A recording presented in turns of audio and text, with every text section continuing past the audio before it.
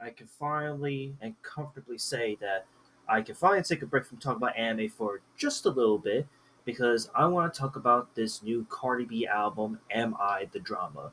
But yeah, I've been bumped to this album front to back for about 4 or 5 times now. I kind of lost count honestly because this is a pretty chunky album in reality, and I want to get my thoughts all the way because I think this album, while it may not be like as great and as perfect per se as her debut album, Invasion of Privacy, back in 2018, I think "Am I the Drama" by Cardi B was unironically a pretty surprising comeback album for her, especially given how long it's been since we got a new Cardi B album in general.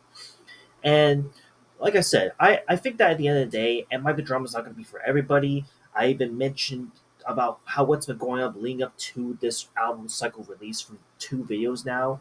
And I can comfortably say that now with this album finally here, finally on my lap, finally for everyone to listen to, I think the album's really good, but it is not perfect at the end of the day.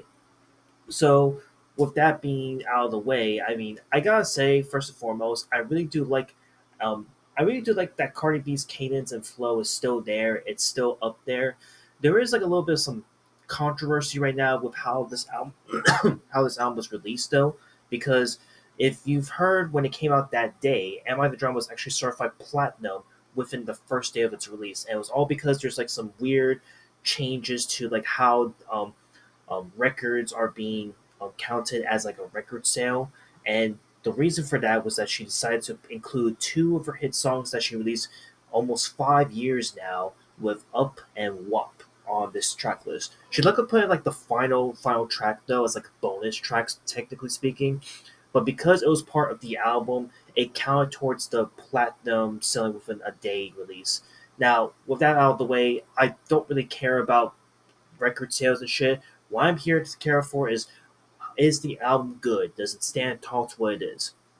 And again, I think there are a lot of great tracks off of here, but there's a lot of pretty dismal and to an extent disappointing tracks. But let's start with the good ones. The good tracks I like from here would be like Dead featuring Summer Walker, Hello, and Magnet. Those three songs honestly have like a really great start to the album, and I absolutely love it really well. Imaginary Players, while when this again, I talked about it in the video previously prior to this, I thought that this song was like kind of like a watered down version of like Jay Z's Imaginary Players, honestly. But as I've been listening to that song over and over again, it's really have grown on me tremendously. I've actually started to appreciate the song now in the grand scheme of things. Even though at the end of the day, I prefer the Jay Z version over the Cardi B version, and that's what I'll say. Bodega Baddie, probably the shortest song off of this entire album, with almost 2 minutes in length. This song is incredible. I think this is like a top five best song off this project, hands down. Salute is a pretty good song too to like continue the momentum that Bodega Baddie started. And then we go into like tracks 8 and 9 and to an extent 10 with Safe, Man of Your Word, and What's Going On. So Safe featuring Kalani, I think is like a really cool, really respectable song about I think safe sex, safe haven, safe whatever. It's a pretty good song, and the fact this was the final music video that dropped up into the release of this project, I think was saying it something. It's a pretty good song. If you love Kehlani, you're gonna love this track no matter what. Man of Your Word though, on the ninth track on this album, I think is without a doubt Cardi B's best song off this project, hands down. It's a personal, deep, focused thought, and it's a song dedicated to Offset and just addressing the whole up and down tribulations with her and Offset. And I thought it's like the most heartfelt and just most serious song ever that I've never heard Cardi B rap on or even talk about in general. It's really good, and I just think that in the grand scheme of things, this might be everyone's least favorite track off of this project, which unfortunately makes a lot of sense because again, this is not something that you would normally hear Cardi B on in general. But I think "Man of Your Word" is a top five best track off of this album as of right now. But then I want to also mention two pretty dismal features right off the bat with What's Going On featuring Lizzo and Pick It Up featuring Selena Gomez, which I kind of skipped over earlier. Both of these songs just aren't good, honestly. What's Going On just feels like a rehash, watered down version of the previous track of Man of Your Word.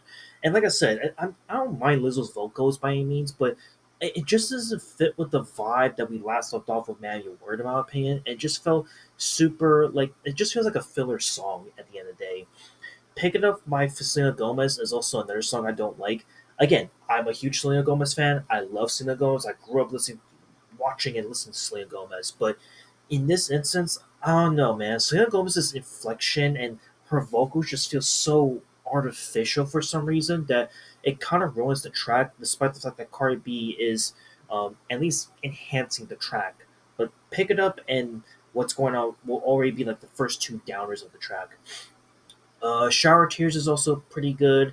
Outside was also a track that was promoted to this album's release. I thought it was okay. It still is to this day. I'm not crazy about it.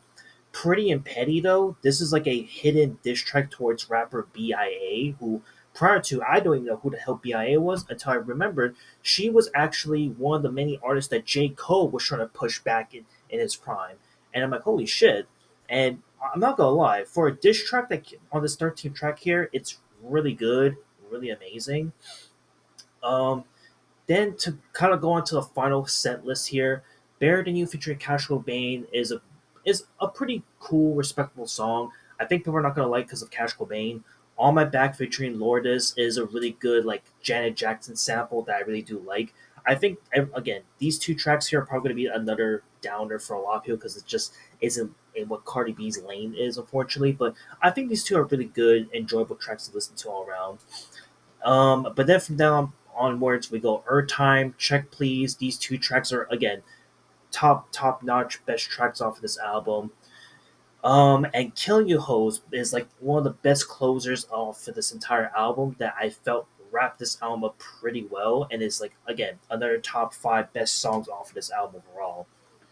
But then again, we also get some low points with Principal featuring Janet Jackson. Or, sorry, this should just simply be called Principal because this doesn't feature Janet Jackson. It just features a snippet sample of the song going into this. And it's a good song, but I just wish that Janet Jackson herself was featured on here, man. Like, I don't know. I feel like I just got blatantly like lied to when I was hoping to get a new Janet Jackson little feature here since it's been so long, but we never got that. I guess we just got a sample from what we did with All My Back track from earlier, and then the last two tracks were Trophies and Nice Guy featuring Tyla. I think after that, the momentum kind of just is lost in my opinion. I really think that this track is like these two tracks just feel like filler tracks at the end of the day.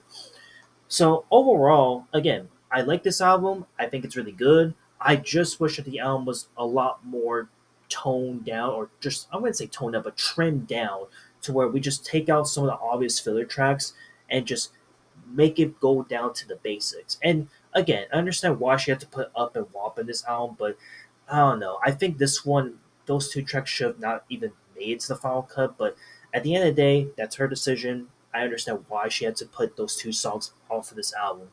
But again, the album is still really good. It's really enjoyable. I don't think this will be personally my rap album of the year at the moment because I got to listen to this like that over and over again. But this is a pretty good comeback, all things considered. And I'm looking forward to see what Cardi B has to offer going down the line, truly and honestly.